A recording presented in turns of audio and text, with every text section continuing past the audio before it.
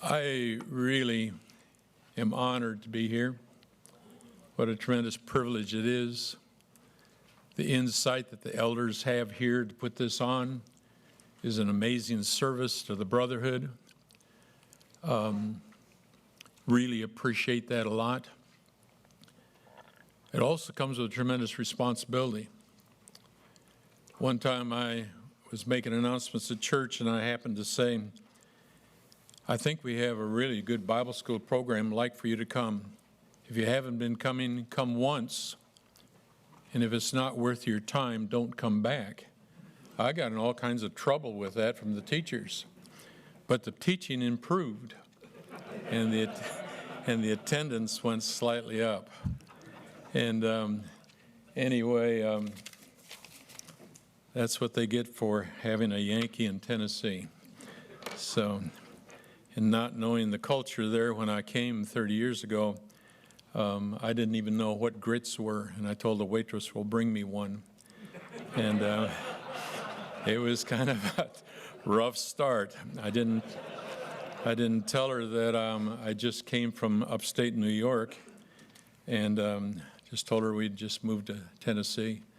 And she said, if you're going to live in Tennessee, there's a lot of things you're going to have to learn. And fortunately, I'm still learning. But it's a real honor to be here. One of the things that I want to absolutely mention to you is that I doubt seriously if much that I present today is going to be new to you. Maybe a review, but I want to put it into a structure that's going to be usable in terms of myself and you as an elder. Preface this by saying that I majored in Bible at Harding. I did a master's in Bible, went to New York as a missionary to plant churches. And the Catholic friends of mine, they'd say, why would a church in Arkansas send a missionary to New York? And they were offended by that. And my wife and I got involved with providing services to a children's home that dealt with very troubled young teenage girls. And that worked well enough where I ended up signing a contract to teach special ed. I had to go back to school, do another master's and a graduate work and all that, because I needed to be part of the community. And it was more important to be a servant and to provide opportunities where I had opened doors than it was to be in any preconceived notion. And some of my professors thought that I was a preacher dropout. No. I tried to step up and did a number of things that I wouldn't have been able to before I was in the public school system. Ended up as a high school principal, did a lot of central office work, and my school had 1,000 kids in it, and believe it or not, in a public school in New York, they appointed me because of some of the influence I had as the chaplain of the school district, and had a lot of unusual opportunities to deal with my Catholic friends and with my Jewish friends, and became involved with that. As a result of spending a career in New York, upstate New York, upstate's different than the city, decisively, Fried Hardin asked me to come and to head up the teacher education program, which I was delighted to do. And we've been there for 30 years. Been an elder at Henderson, there's 13 of us right now, for over 25 years. And that is a tremendous responsibility.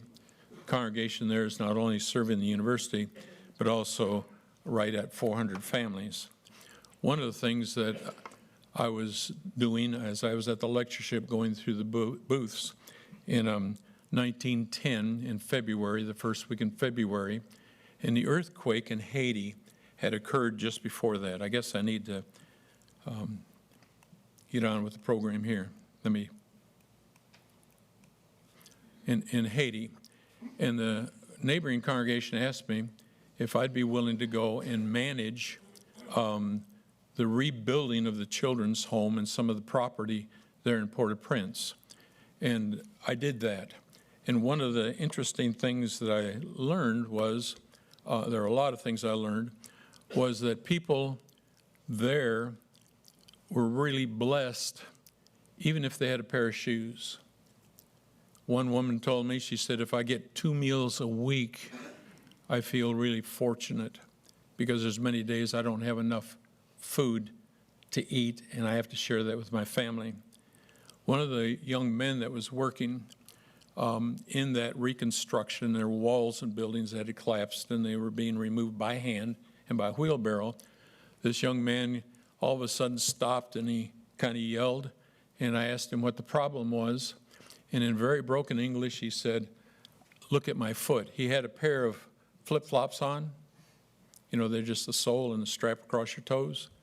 And in the middle of that was a piece of glass about the shape of the end of this pencil through his flip-flop and about a half an inch into his foot.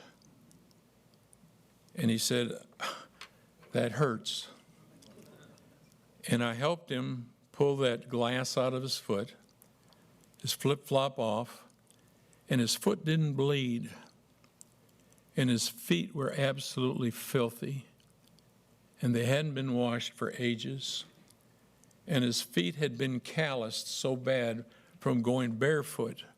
And he was very thankful to have those flip-flops, and we helped him with some shoes. He said, this is the way it is. His feet were like leather, and they had an odor to them that decisively was repulsive, but that's the way that he lived. It's interesting to me that a lot of the world over the years had the same kind of a problem with their footwear. Take a look at this. In John 13, it says, Jesus, knowing that the Father had given all things into his hands, notice that, and that he had come from God, and he was going back to God, rose from the supper,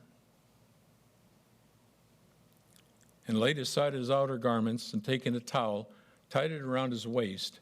And then he poured water into a basin and began to wash the disciples' feet and wipe them with the towel that was wrapped around him. Now, foot washing then was not a religious or a ceremonial issue. Somebody in that crowd should have been washing people's feet because they were in terrible condition. This is kind of a sketch of a high-classed Roman footwear. And you'd walk in the desert. I don't know how many of you have been in Israel. I don't know how many of you have spent any time in the Judean desert. I've been blessed to be able to do that numbers of times and taking groups from the college to the desert in Israel. But foot washing then was something that was expected, but the lowest person in the room was given that task.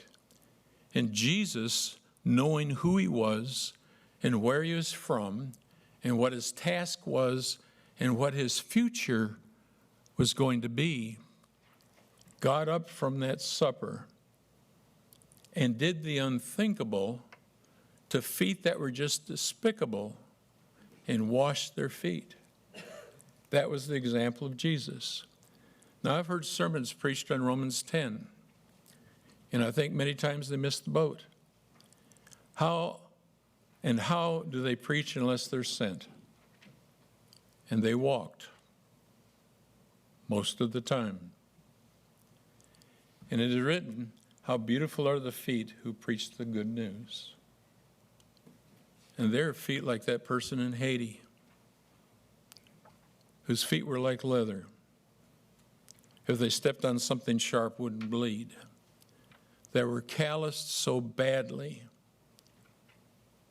that it was difficult for them even to hurt when they stepped on a stone. I can't imagine that, but I believe it. See if this continues. In John 10, verse 11 and verse 14, Jesus said, I'm the good shepherd. A good shepherd lays down his life for the sheep. Just as an aside, it never occurred to me, even though that years ago I was designated as, well, I won't go into that, as a sharpshooter. I won't spend any time there. I never thought that some of us as elders at Henderson, because Henderson could be a target for terrorist attack would actually go to church armed. And we have a safety team, maybe some of you do, that are willing to go to church, and we have 17 outdoor doors, 17 outdoor entrances to our congregation building. And as soon as church starts, we've got all of those locked except 3. And the ushers are there greeting people that come in and are willing to give their lives to save the congregation if somebody tried to come in and do us harm. Never dreamed that that would even be a possibility. I'm not armed right now, by the way. Just want to let you know that.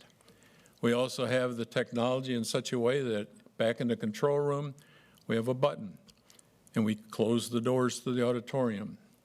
And with press of that button, we can lock every one of those doors so somebody can't come into the assembly.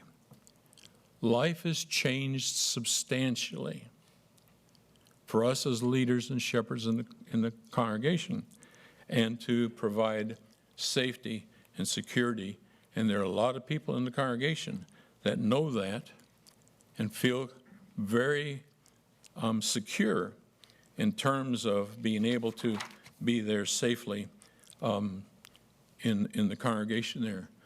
I can't really see the clock very well, but I'm going to try to move right along. There are 3 things that I'd like to structure this afternoon that would maybe help us and remind us, and it's outlined in the book, and it's in small print, and if some of you want larger print, I'll be glad to email it to you if you get in touch. The first is in terms of what I call the Good Shepherd. Jesus defined himself in his task by word and by example.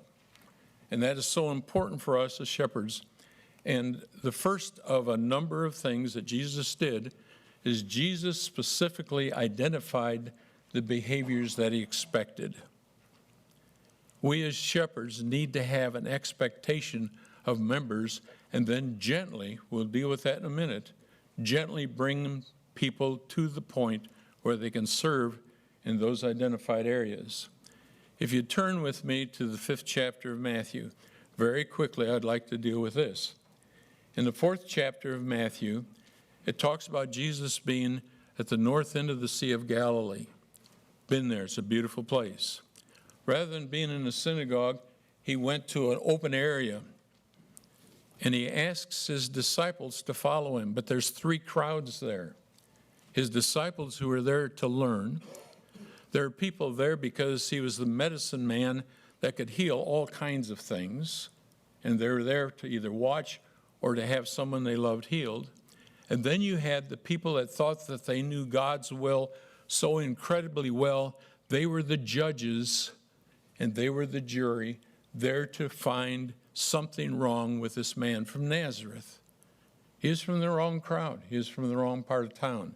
He was from the wrong part of the Jewish culture. Jesus knew who he was, and he wanted to teach his disciples. Now, if you go through the Sermon on the Mount, it's incredible to me to realize that a woman and several others, one by the name of Madeline Hunter, that worked for one of the universities on the West Coast, took a study and researched what it was in situations where people are taught what causes excellence in teaching. And she did a lot of research with that.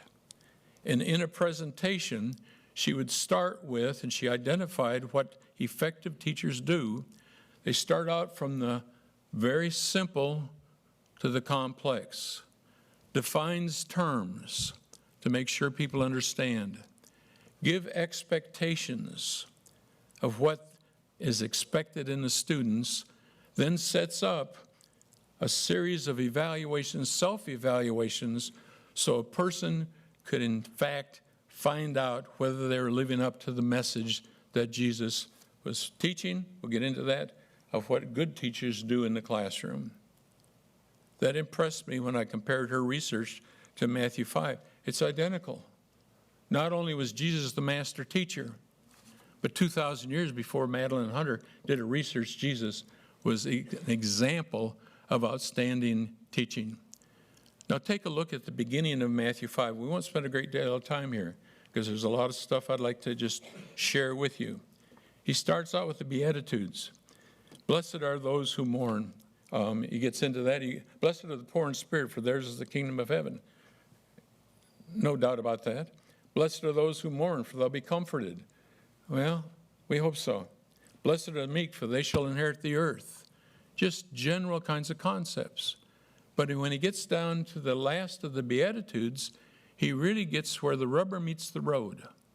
And he says, blessed are those who are persecuted for righteousness' sake, for theirs is the kingdom of heaven. The audience who is looking for the kingdom to come, even the apostles in the first chapter of Acts didn't understand, because they asked just before he ascended, are you going to go ahead and establish your kingdom now? He says, go to Jerusalem and you're going to learn some stuff. That's the Butterfield liberal translation. Not word for word of what the text says, but the meaning's there. He goes right into defining the discipleship.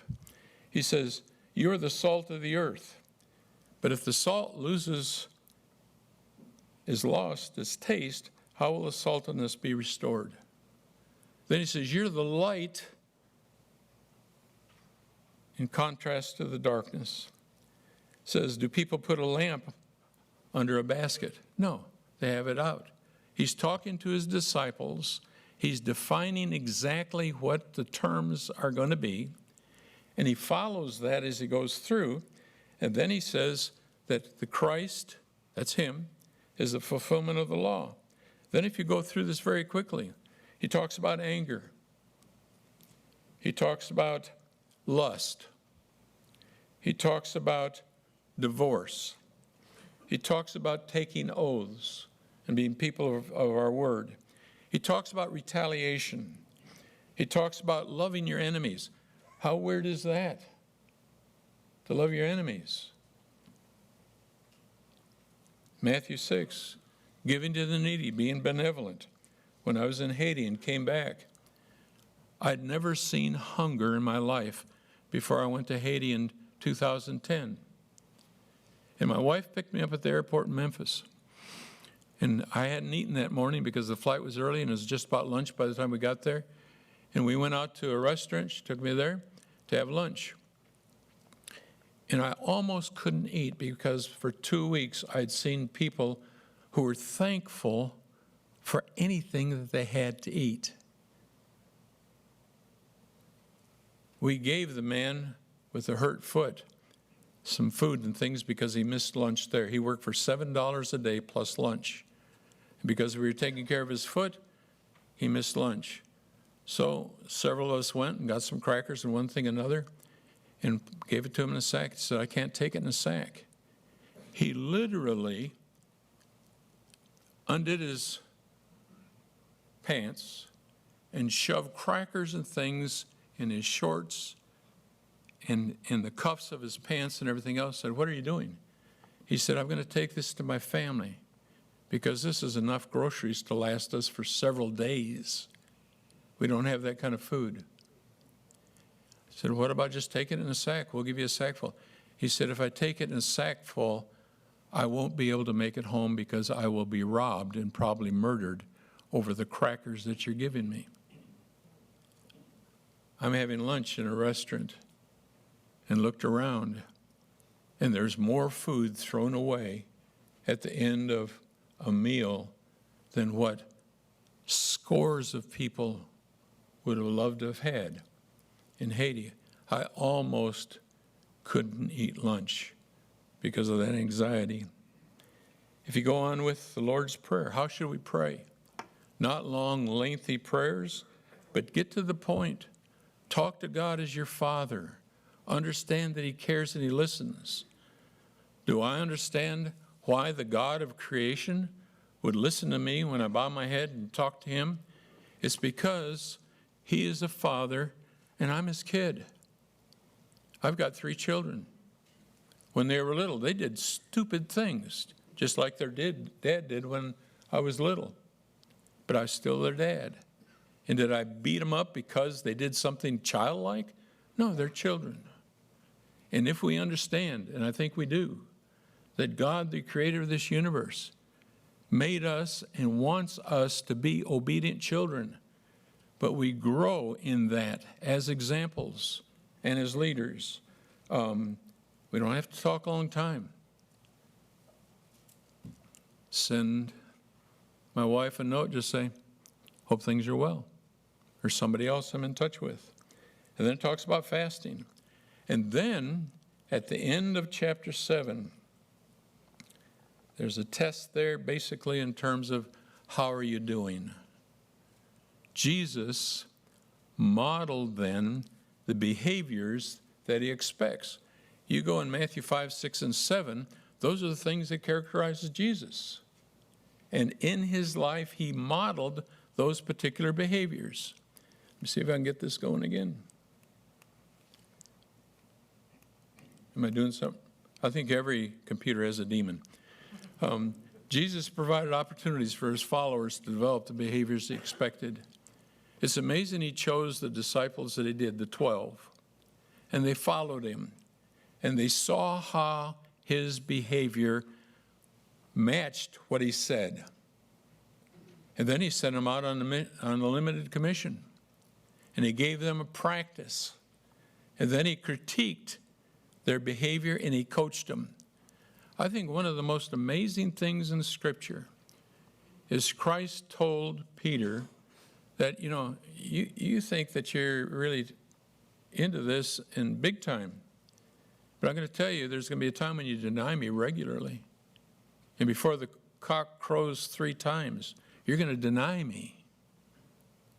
And Peter was crushed when Christ came back and asked him, do you love me? Do you love me? Do you love me? And then what did Christ say? Feed my sheep. Jesus was able to critique the failures of the people whom he loved and who he was training as leaders. He didn't put up with their nonsense. He didn't give them excuses for their failure, but he had an example, he had coaching, and he gave encouragement to those individuals, even though that they had failed miserably. Let me see if I can, I don't know if I'm aiming this right or not. Okay. Jesus provided assurance to his followers regarding their success. He told them that you're going to be going out, and these are the things you're going to be able to do. And they did it, and they did it well. And Jesus commissioned and empowered his followers. One of the things I'm convinced of, not in a miraculous sort of a way, that as shepherds of flocks, we are going to be blessed with opportunities to do things that we never guessed we would be able to do. And unlike Moses striking the rock, we can't take the credit for that.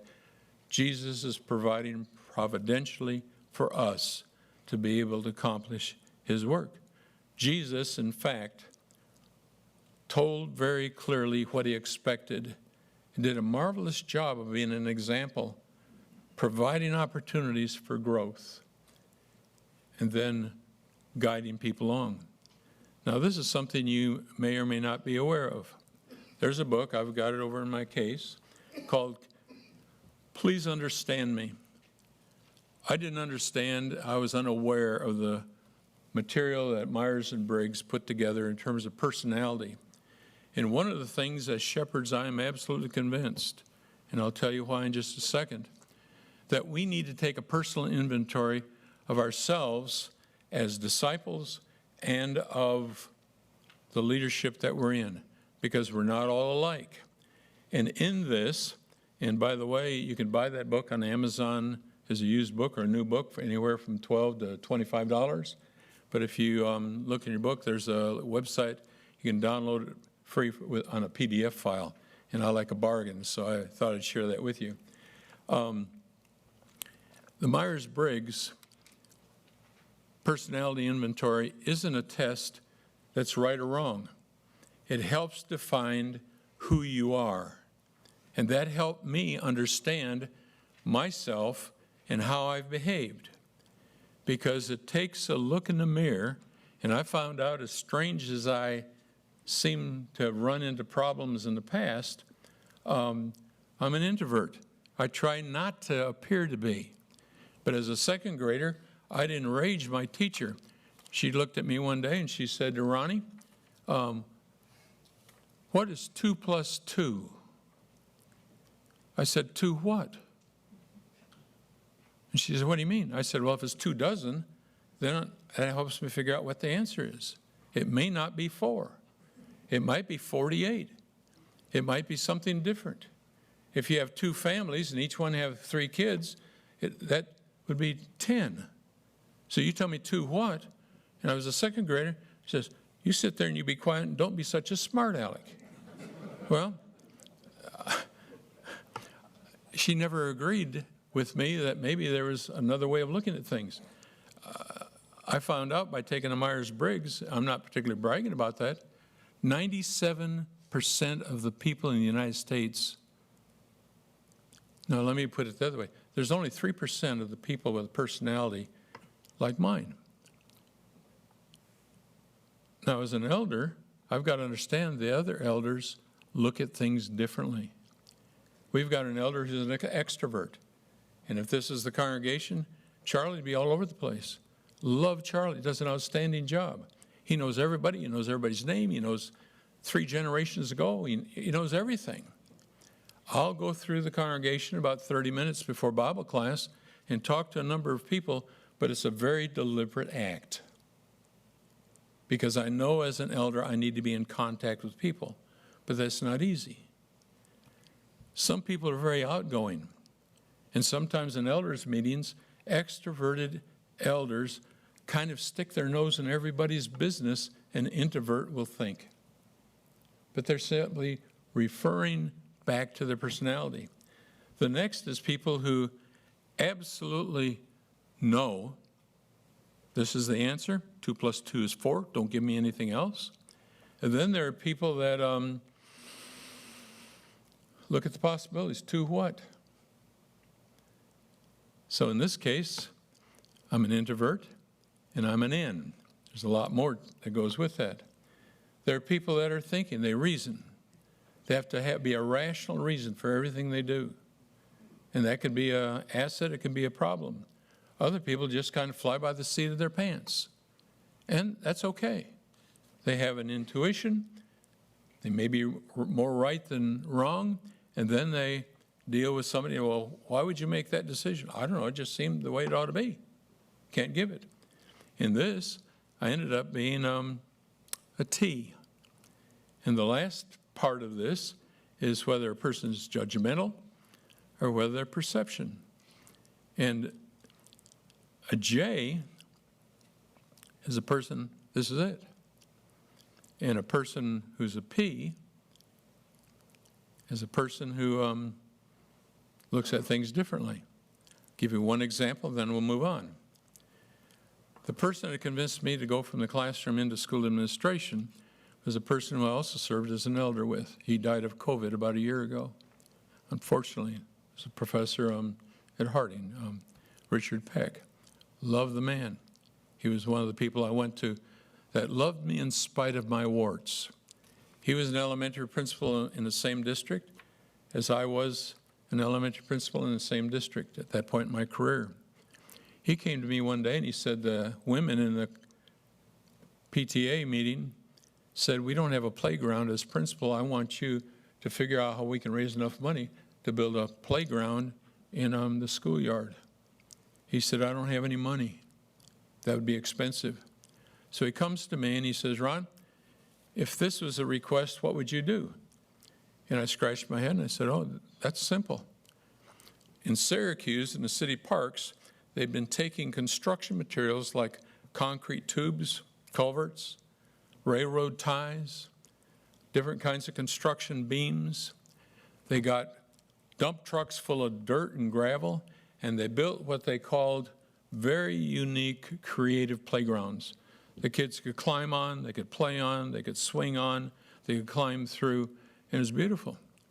And I said, what I'd do is I'd take a group of those women down to Syracuse and look at those playgrounds. Then what I'd do is I'd find somebody who has an empty barn. and there's a lot of construction going on in our area of upstate New York. And I would ask those construction workers, if you got a piece of construction equipment that you can't use, would you give it to the school?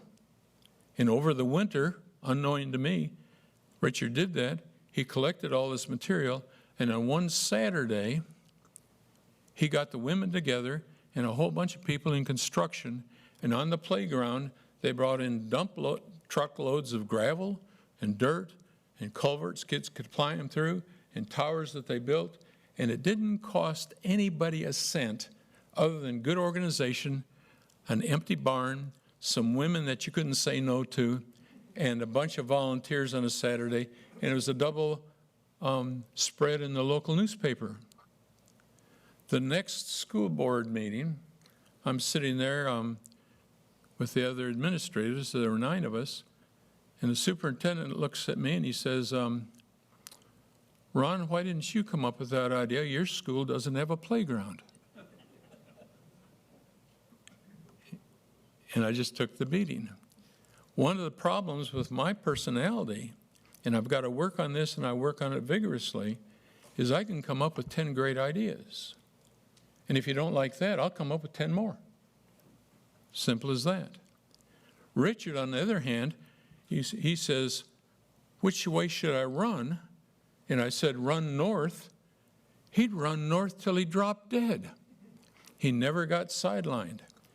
He was an extrovert. He was a person that was opposite of me in terms of the sensing and intuition. He was a person that felt good about what he did, and it worked out well. And he was a person that made some judgments and stuck with them. Never asked, to what? Now, why I bring that up is it helps us, I'm convinced, understand why we tend to make decisions the way we do, if we take a real good look at ourselves. Now, again, I like a bargain. You've got the website here, if this interests you at all, and this is free. If you go to 16 personalities, this is a variation of the Myers-Briggs research, and you can take the answer to these questions, and they will define, more than likely, very close to what your personality is. And if you take a look at that, then you can begin to understand why you behave the way you do and why other people behave the way they do. And it's not right or wrong. And with 13 elders in our congregation, I'll guarantee you, we've got 13 variations of this kind of a thing. And you know which person to volunteer for different kinds of tasks, or who they can go to mentor that will understand them. And at this point, having been an elder there for more than 25 years, it's interesting, there are people that basically said at some point, if you don't die first, you'll retire as an elder. You're still going to be the person I go to, because I like coming to you when I've got a problem, and rather than telling me what the answer is, you point out what are my options and what are the consequences to each choice. And rather than me telling people, and there are other people that do it differently, other than me telling you what your solution is to a problem that you have, my tendency is to say, okay, you've got 6 options. Here's option 1. Here's option 2. And you pick the consequence that you can live with, and that determines the option that you take. And that works out so well. And there are people in our congregations, sheep in our congregations, that will call and say, I've got a problem. I don't want you to tell me what, I want you to listen. I want you to listen. And when I'm finished, I want you to just tell me what my options are and what the consequence of each one happens to be. And that's 16 personalities. Now, here's something that is interesting to me. And I'm going to have to watch the, okay, I've got a few more minutes, I guess. Paul and Peter basically laid out lists of different virtues. And I know this is small. And if you want this in a larger form, email me, and I'll be glad to send this to you. There are kinds of characteristics that we need to ask ourselves in terms of how are we doing. And putting together things like this in a lot of different forums, I've put from 0 to 10. That's arbitrary, but it helps. In terms of Galatians 5:22, we're supposed to be people who are loving. How am I doing on that? With my personality being an introvert, and doing kinds of things, a lot of people, if I'm not careful, think I really don't care. And that can be a reaction I've got to work with. And in some cases, I would not be a 10 at all. Hopefully, maybe in the middle. How about joy?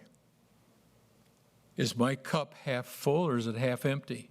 In terms of the way that I look at things that are in my, are we people of peace? When there's a conflict, can we deal with that in such a way that we are advocates of peace, not compromise, but peace? Are we kind? Are we patient? What about our goodness? If somebody described you, someone described me, would they even think about it? He's a good person? What about faithfulness? What about gentleness? What about self-control? And that's Paul. Now notice Peter. Peter says in 2 Peter 1, faith. How faithful are we? In terms of virtue, would people describe us as shepherds of people of virtue? How about knowledge? There are a lot of things in the Bible that I've come to look at that I just do not understand. I believe they're a fact, but there are things I don't understand. And the more I dig into it, the more things I find I don't understand. But the things I don't understand are not faith issues. They're not salvation issues. They're details and technicalities. We may get into that. In virtue, knowledge, self-control. Interesting, Paul mentions self-control as well. Perseverance. Do you stick with things? With my personality, it's real easy to come up with a great idea and never finish it. And as a high school administrator and having district responsibilities, I surrounded myself with people who, if I said run north, they'd run north until they dropped over. That helped supplement my tendency to go on to the next big idea. So I could implement that, provide them the opportunity, get out of the way so they could function the way they need to, and encourage them, as we've already listened to this morning, in terms of the good jobs that they do. What about godliness? If somebody was going to describe us as a shepherd, would they say, here's a godly man? Judging ourselves. Unity of mind, rather than being divisive. And make a defense to anyone with gentleness and respect. One of the things that I find as I study Scripture is passages and phrases that I've overlooked that I've never noticed. I was looking at the book of Jude. How many of us recently have studied the book of Jude? Like, it's one chapter at the end, it's like, never get there. It talks about people coming into the flock, looking innocent, and leading the faithful astray, false teachers. And it's almost caustic in terms of how brutal those individuals are to the flock. But toward the end of that book, just a few verses down, it says something that's almost out of context that I think is absolutely amazing.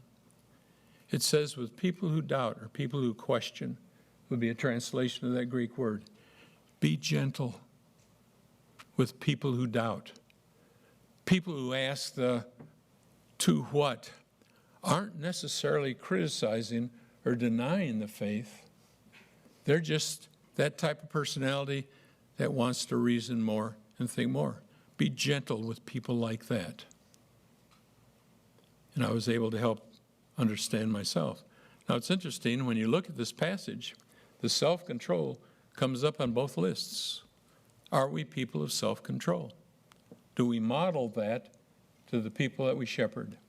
And then look at the other. It says, do it with gentleness. And the book of Jude had the same statement in it.